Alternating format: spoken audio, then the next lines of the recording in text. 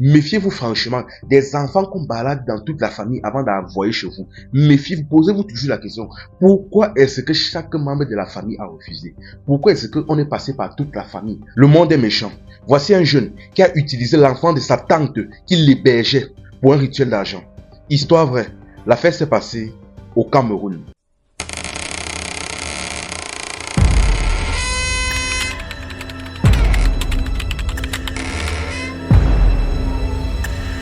Salut la famille, ici c'est Info et Amusement. Déjà, pour tous ceux qui se demandent comment j'ai fait pour savoir ça, on avait pris la moto ensemble. Déjà, voici la femme en question. Ici, on va l'appeler Isabelle. Ce qui se passe, que Isabelle est une femme mariée avec 2 enfants. Bon, comme son mari avait l'habitude de faire divers voyages pour le travail, il était constamment absent et cela pendant plusieurs semaines, parfois plusieurs mois. Sa sœur donc au village donc a constaté cela et elle a voulu en profiter. Elle a donc appelé donc sa sœur, elle lui a dit franchement, s'il te plaît, j'ai l'enfant ici au village et il dérange beaucoup. Est-ce que si tu es d'accord, tu pourrais le prendre là-bas chez toi à Douala et t'occuper de lui, je ne sais pas, tu l'inculques certaines choses, il fréquente là-bas. Bon, elle a dit ok, il n'y a pas de problème. Mais vous devez savoir qu'avant d'appeler Isabelle, elle avait déjà fait le tour de plusieurs autres membres de la famille et tous ont refusé. Retenez bien ce détail, c'est très important pour la famille. Elle a donc dit ok, il n'y a pas de problème. mais quelques temps plus tard, d'autres membres de la famille lui ont appelé, dit que bon, ta soeur là risque de t'appeler pour te demander de garder son enfant et franchement refuse. Elle a dit que non, elle m'a même déjà appelé, j'ai accepté, que non, pourquoi est-ce que vous voulez que je... Il dit que non, non. Avant de venir vers toi, elle est passée devant nous tous, elle est passée d'abord par nous tous et nous avons refusé. Avant d'accepter, pose-toi d'abord la question, pourquoi est-ce que nous avons refusé? Donc, pardon, n'accepte pas ça, parce que son enfant là est très bizarre. En fait, il n'est pas net dans sa tête.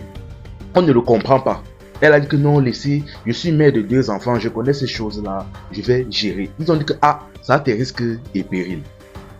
Quelques temps plus tard, donc, elle a donc fait voyager donc, son neveu donc, vers Douala pour habiter chez elle avec elle et ses 2 enfants. Bref, et je précise encore, son mari était absent. Sauf que à peine être arrivé, à peine 1 mois seulement chez elle, elle-même elle a constaté que l'enfant là n'était pas net. C'est-à-dire, il faisait des trucs pas très catholiques. Il lui volait de grosses sommes d'argent, il était impoli et il a commencé à marcher avec... Donc, c'était peut-être sa première fois qu'il arrivait à Douala, mais il a commencé à marcher avec des gens bizarres. C'est-à-dire, il a commencé à avoir un entourage, des voyous, des loupards, des personnes que tu vois avec tes yeux, qui savent que non, ce type-là, ce ne sont pas de bonnes personnes. Il a commencé à traîner avec eux. Bref, quelques temps plus tard, donc, les classes ont commencé. Elle est donc allée rapidement inscrire le jeune dans une école, ainsi que ses 2 autres enfants. Bon, d'habitude, à chaque fois que ces enfants rentraient de l'école, dès que la fin des classes arrivait, ils rentraient d'eux-mêmes vu que l'école était tout près de la maison. Ils n'avaient pas besoin qu'on aille les chercher. Sauf qu'un jour, elle reste à la maison. Les classes ont fini depuis longtemps, mais l'enfant n'est toujours pas rentré. Elle restait, elle tourne. Elle dit, mais c'est quoi ça? Tellement le temps a passé et la soirée faisait comme si ça voulait tomber. Elle a décidé de se lever donc pour partir à l'école pour comprendre ce qui se passe. Une fois arrivée à l'établissement, on dit que non, les enfants sont rentrés déjà depuis longtemps. Elle a dit que ok. Elle est donc rentrée à la maison, essayer de tourner un peu autour du voisinage pour leur demander s'ils avaient eu à voir son enfant ou s'il est passé. Peut-être il est rentré, ils sont rentrés avant de ressortir, mais rien. Les voisins lui ont dit que non, les enfants sont bien rentrés, mais on a vu ton neveu ressortir avec eux. Il dit que mon neveu, elle reste comme ça, elle ne comprenait rien. Et là, tout à coup, elle a reçu un appel.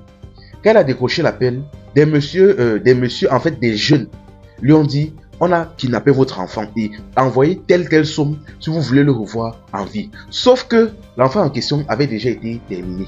Et je précise, c'était pour un rituel. Là maintenant, ils essayaient de prendre de l'argent via une rançon ou je ne sais quoi. Là, elle a commencé à stresser. Elle s'est assise comme ça, sa tête a commencé à chauffer. On lui a dit, elle devrait envoyer telle somme en moins de 24 heures. Elle s'est assise. Elle a commencé à stresser, ne savant pas quoi faire. Bien évidemment, n'étant pas totalement naïf, elle est partie appeler la police et vu que les jeunes en question ne faisaient qu'appeler toutes les heures, toutes les minutes pour voir où la rançon en était, il a donc été facile de tracer l'appel et de les picher quelque part.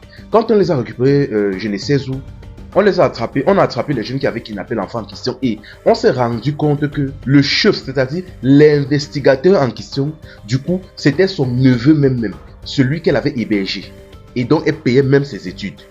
Comme on dit souvent, c'est ton propre orteil qui pèse ta chaussure. Donc, c'est-à-dire, il n'a pas été emporté dans une situation, il n'a pas été manipulé, on lui a pas fait de chantage ou quoi que ce soit. C'est lui qui a organisé et tous les autres jeunes avec qui il était ont témoigné de manière unanime que c'est lui qui a organisé, qui a fomenté, qui a donné l'idée, qui a tout fait. Donc, là, on a demandé donc où était l'enfant et on s'est rendu compte que l'enfant avait déjà été terminé. Et le policier, après avoir un peu investigué, s'est rendu compte que l'enfant avait été terminé depuis Yabaya, depuis bien longtemps. Là, elle s'est assise. Elle a commencé à regretter. Parce que personnellement, je sais que ça fait mal, mais elle est aussi en partie responsable. Elle était très naïve dans cette affaire. Parce qu'il y a déjà plusieurs red flags. Pour ceux qui ne comprennent pas, on va dire plusieurs cartons rouges qu'elle a ignorés.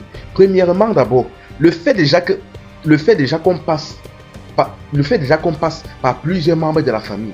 On propose l'enfant à plusieurs membres de la famille, tous refusent. Déjà, elle n'a pas cherché à comprendre le pourquoi du comment à ce moment-là. Et de deux, elle a même été prévenue.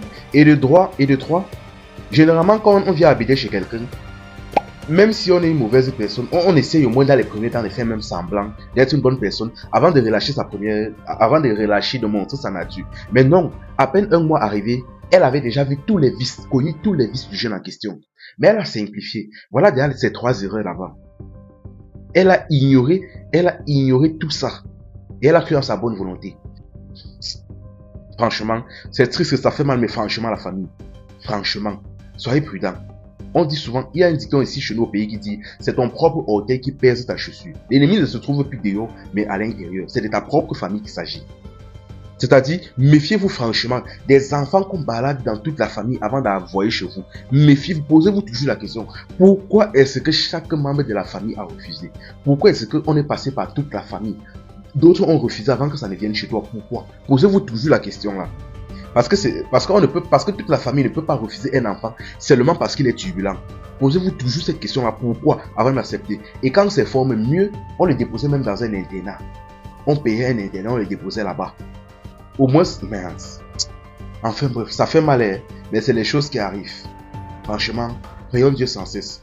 La femme même a causé avec la femme même s'est assise, elle a discuté avec un des policiers et elle a dit aux policiers qu'elle se rappelle un temps, à tout moment ils avaient des conversations. Le jeune lui disait que non, qu'il veut devenir riche, il va avoir des propriétés, des voitures, ceci, cela. La femme, voilà même le 4e red flag. La femme pensait que peut-être il parlait du futur, ceci, cela, mais en réalité, pour passer par là, il devait sacrifier l'enfant de la femme en question. Bon, moi, elle n'avait pas compris.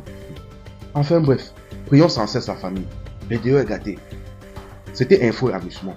Ici, on s'informe et on s'amuse. Faites bien attention à qui vous ouvrez les portes de chez vous.